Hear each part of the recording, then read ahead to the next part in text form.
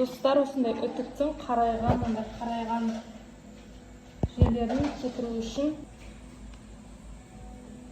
ол үшін осындай ақ қағазға тұз сеуіп,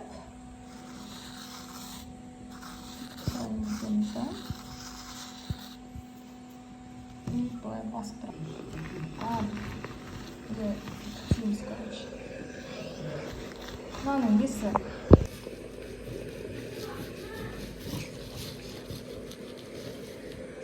Басып отқан жоқпын, жайсап тұр.